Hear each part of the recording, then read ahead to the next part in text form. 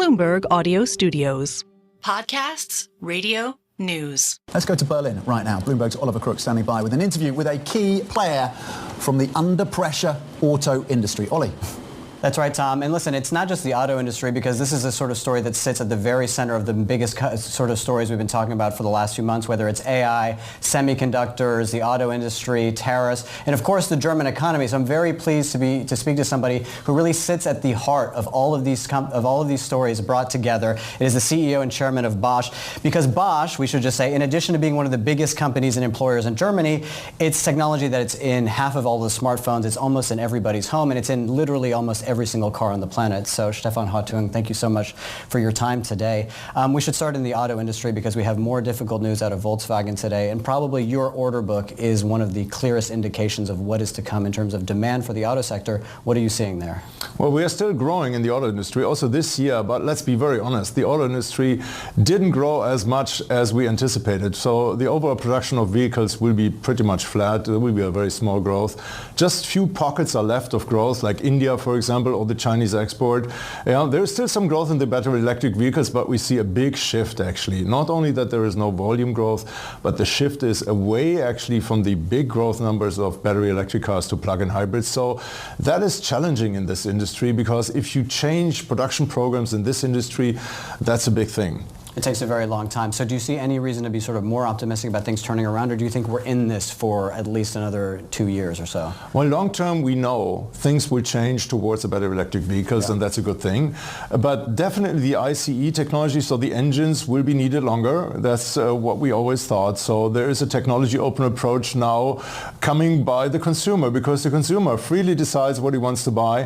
First, you see with a flat production line that the consumer decides less, so he just waits and takes the car a bit longer, which is bad for the industry. On the other hand, the consumer is deciding to buy more plug-in hybrids, which is more to see neutral. But in the long run, I'm still optimistic full electrification will happen. And I'd like to also get your broader picture in terms of global demand, because you're in obviously homes, you're in consumer goods, you're in obviously cars, you're in smartphones. What is the sort of picture of global demand across all of your different businesses? Well, if you look at consumers, which drive most of it, right, which is our home kitchen appliance business, but also our power tools, consumers are hesitant on spending. You see that in China and Europe. You see it less in the US, by the way. The US consumer is always much more resilient in these terms, right? But you see in these two sectors a quite strong resilience. So people wait a moment to buy, also for cars. So in all the durables, you see that hesitation, which comes from unclear regulation or unclear view if this is good, if it's a good case for the consumer. They calculate, right? They don't just do emotional things. And one of the things they're obviously going to be paying attention to as well is the election in the United States. How prepared are you for potentially 10, 20% tariffs in the event of a Trump administration? Does that make you look at your manufacturing and production footprint? Well, definitely I'm not a big fan of tariffs, right? That's clear, because tariffs kind of hinder the global collaboration, and that's important for technology. But you know, the election brings also a certain clarity. So over the next month, some clarity will come what the direction is, and then industry will adjust. Everybody will be able to adjust also. That's a good thing by nation of the election. How the policy actually will evolve, we have to see. But in general, the US is still the strongest figures, I would say, globally. So probably the recovery is coming there fastest. The growth is coming the most eminent. So you have to be there, and that's why we shift in Bosch big time towards US investments. We did the investment for the semiconductor in California. We bought JCI and Hitachi for the air conditioning business, and that's the strategy to go. And the other question is, of course, the Chinese economy, where we've seen a lot of distinct weakness. But I have a theory I'd like to test on you, which is that when demand comes back within the Chinese economy, is it really for the same items that we've been talking about historically? Because demand's been out for about 4 years. Is it for German ICEs, and is it for really the same components? Because China's really been trying to make its own component industry as well. Well, China is changing from a pure production manufacturing-based system and a market for importers, right, towards a technology-based system which is driving its own innovation and bringing great product in China for the Chinese people. The consumer is extremely demanding, very high-tech driven, loves high-tech functions. So you see way more level 2+ driving, which is full automated driving, but you are still responsible. So it's a thing which is much cheaper, but still very comfortable. And you see these things in China. So the most advanced functions are now asked by Chinese consumers and customers, and that's actually a change. So will China be the same when demand comes back? Definitely not.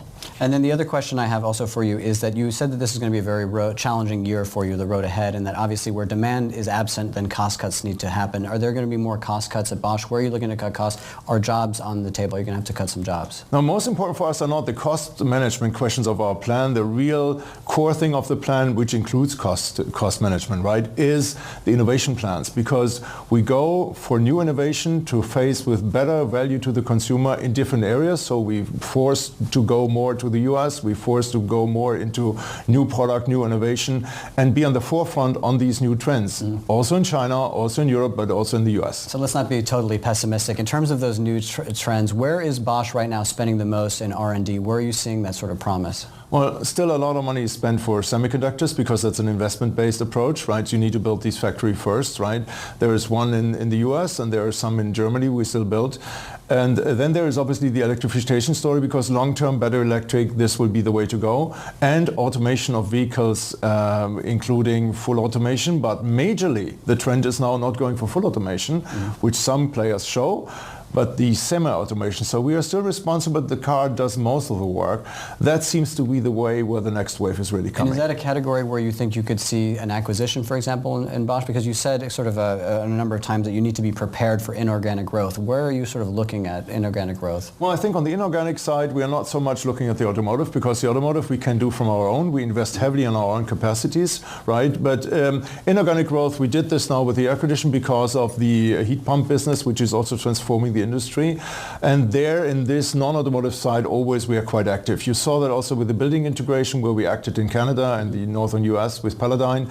And that's the right way to do it, because this is the moves we need to do to shift more to North America, to shift more to these non-automotive businesses. The automotive, we are strong enough to shape this ourselves. Yeah. All right, well listen, Stefan Hartung, thank you so much for your time today. I really appreciate really going around the world and around the different industries that Bosch is involved in, which is again in half of the world's smartphones and in literally every single car. So really a very sort of thorough appraisal of sort of demand in the global stage.